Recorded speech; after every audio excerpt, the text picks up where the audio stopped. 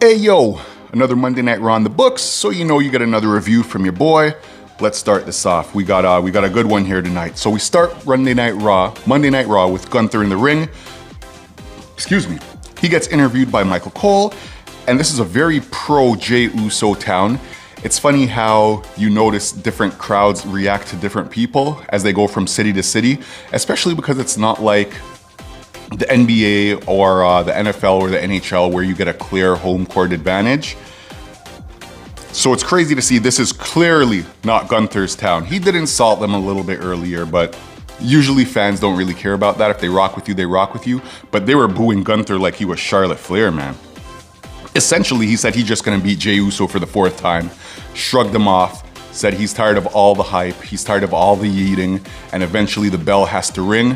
When that happens, Jey Uso can't lace Gunther's boots. So he's very confident. He is 3-0 against Jey Uso right now, so Jey's definitely got his work cut out for him.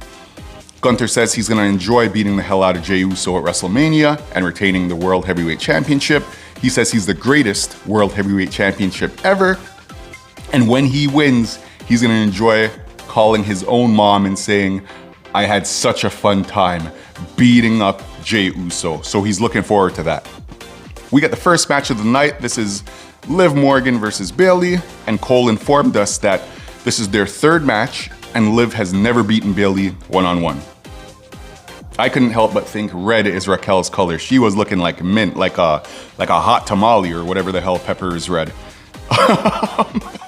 Bayley gets a close call broken up when Raquel puts Liv's foot on the ropes, and Lyra Valkyria was not feeling this. She attacks Raquel Rodriguez outside of the ring, and as should have happened, Raquel just destroyed her. She's so much bigger, she's so much more intimidating than Lyra. So that happens. Raquel Rodriguez then jumps on the apron to kind of throw a punch at Bayley. I guess she was just seeing red, no pun intended. Bayley reverses it. Lyra's out of the, sorry, Raquel is hit, she's down, she's out of the ring. Then we get Liv Morgan trying to capitalize on the whole distraction thing. She hits a backstabber on Bayley, and then Bayley stumbles back into the ropes. Liv Morgan goes to hit her finishing move, the Oblivion.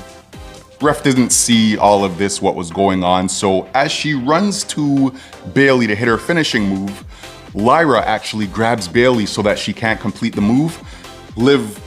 The impact, I guess Liv falls back. Bayley rolls her up. 1, 2, 3. You have Bayley, who is now 4-0 against Liv Morgan in one-on-one competition. We see Paul Heyman backstage. He's in the parking lot. He's waiting for Roman Reigns to show up. Why Roman Reigns doesn't get to the arena early? Well, I guess when you're the tribal chief, you show up on your own terms, right? So he got his boy waiting for him there. After this, we get the second match of the night. We get Rey Mysterio versus Julius Creed. The match got a little bit messy. Rey Mysterio entered the ring with the LWO, and Julius Creed entered the ring with American Made and Chad Gable. So there was a point where basically everybody was on the apron, and then all 6 of them got kicked out at the same time. So we had a traditional one-on-one, no BS match. There was a point where Rey Mysterio goes for a belly slide outside of the ring. So he runs to the rope to get momentum. He slides outside of the ring, and Julius he grabs him in almost a DDT position, and this was very impressive. He deadlifts Rey Mysterio.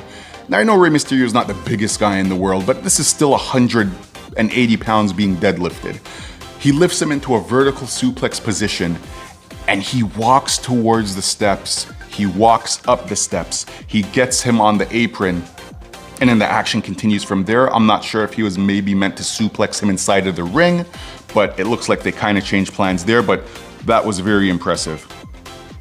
Not too long after that, we get El Grande Americano interfering in the match, but it doesn't really matter because Rey Mysterio hit the 619.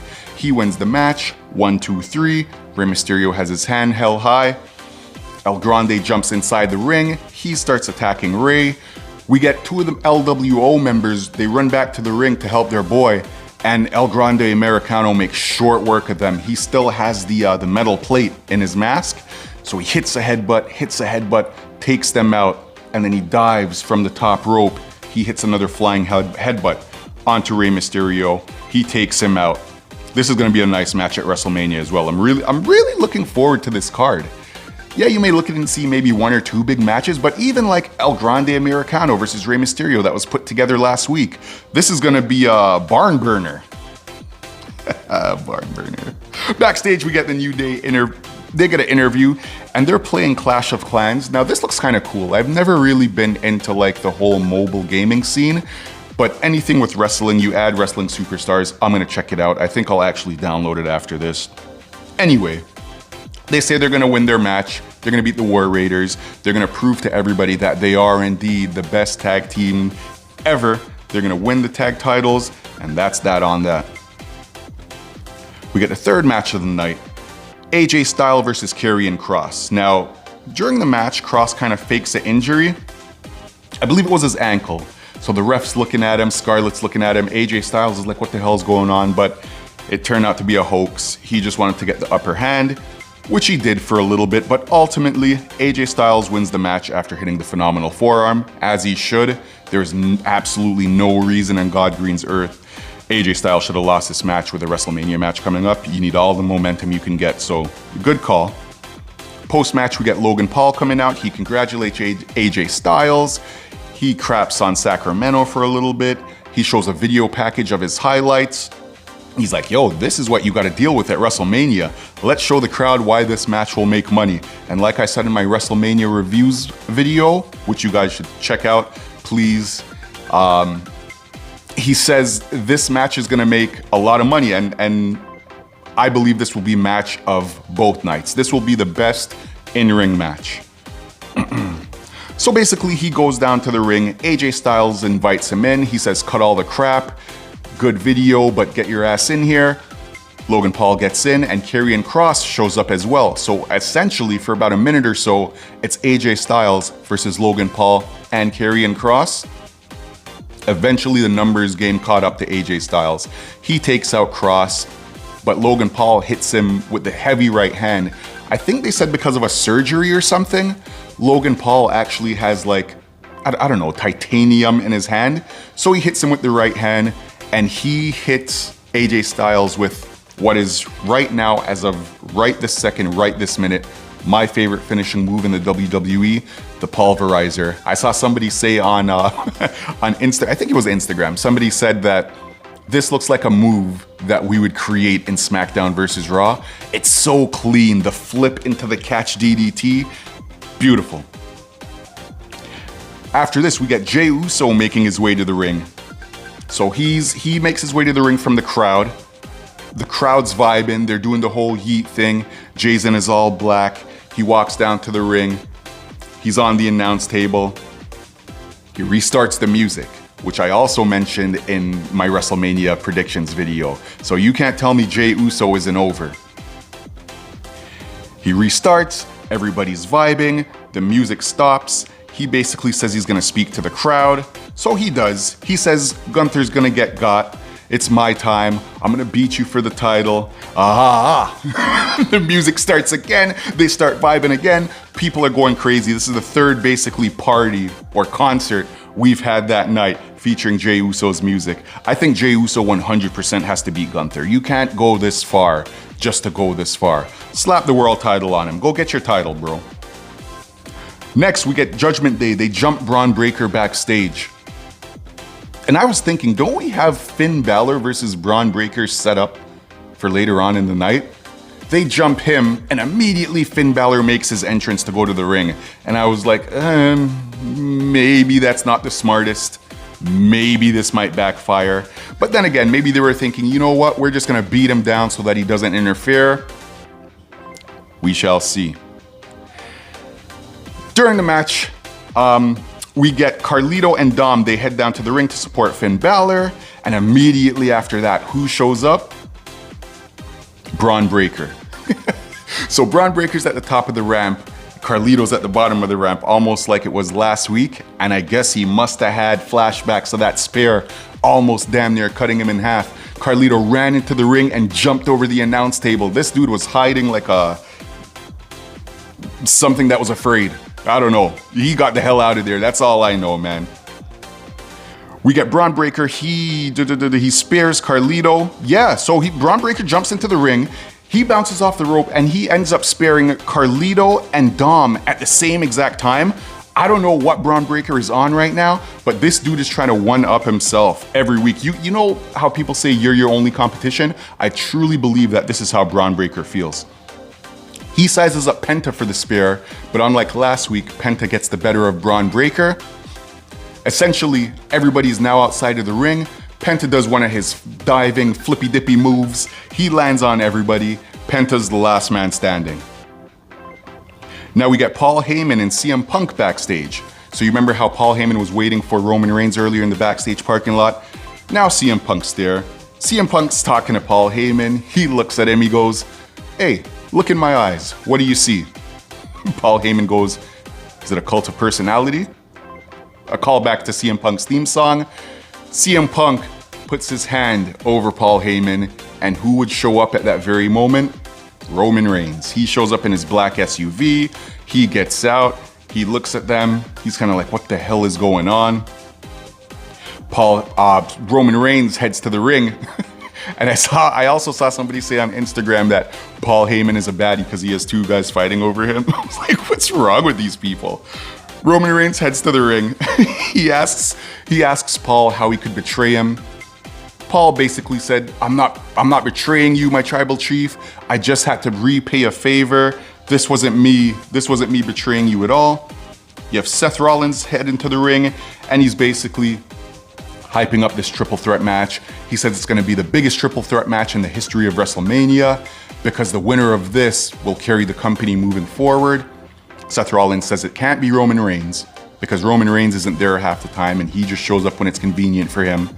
And it can't be CM Punk because every time something doesn't go his way, you can't have somebody pick their ball up and go home. So Seth Rollins was essentially saying, I need to be the one to win the match because with people like me who will give their blood, sweat, and tears to do what's best for the business, not only will the business carry on, not only would it live, it will actually thrive. So Seth says he needs to be the one to win.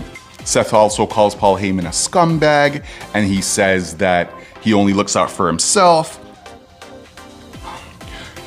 So Roman Reigns goes, you know what? This guy did make a choice. Oh, sorry, excuse me. Seth Rollins says when you pay a favor, you make a choice to pay that favor. And he was essentially painting the picture that Paul Heyman doesn't have to do anything. He made a choice to back CM Punk instead of Roman Reigns. And Roman Reigns is kind of thinking about it. And he goes, you know what, wise man, Seth Rollins is right. You did make a choice, but I also made a choice. And then at the same time, he hits Seth Rollins. So they brawl for a bit. Seth Rollins is down. Paul Heyman is jumping for joy, my tribal chief. Yada, yada, yada, and I'm so happy. But before he could even finish, Roman Reigns just nudges him in his face and Paul Heyman falls into the corner. Roman Reigns walks over to Paul Heyman. CM Punk runs down to the ring to defend Paul Heyman, of course. So CM Punk and Roman Reigns get into it. He hits Roman Reigns outside of the ring. What happens now? Roman Reigns is laying outside of the ring. CM Punk is looking at Paul Heyman. He's like, bro, like, are you okay? Is everything all right? Paul Heyman, like a scared child. He goes, Seth Rollins said this, and then he said that, and then he just almost crying. Paul Heyman is phenomenal, man.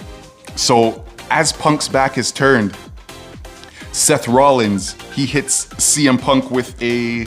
Did he hit CM Punk with a chair? No, sorry. As Punk's back is turned and he's talking to Roman Reigns, Punk attacks Seth. Here we go. Punk attacks Seth. They scuffle. Basically, CM Punk gets to hit Seth Rollins. Sorry. Seth Rollins hits CM Punk with the curb stomp, and then Roman Reigns gets back into the ring. Roman Reigns gets hit with the steel chair. He gets hit with the steel chair, and it's almost a Shield callback. So that's how the group broke up. It split with that steel chair in the back. So that was a nice little callback. I like when they do things like that. I'm so excited, man. This triple threat is gonna be a banger. Like I said in my WrestleMania's prediction video, I think CM Punk will win. Reason being, It's his first WrestleMania main event, so they can kind of give that to him. He and Seth Rollins have been going back and forth for the longest time now, and I think Seth Rollins has had the upper hand, so I'm very curious, man. We got one more show before WrestleMania.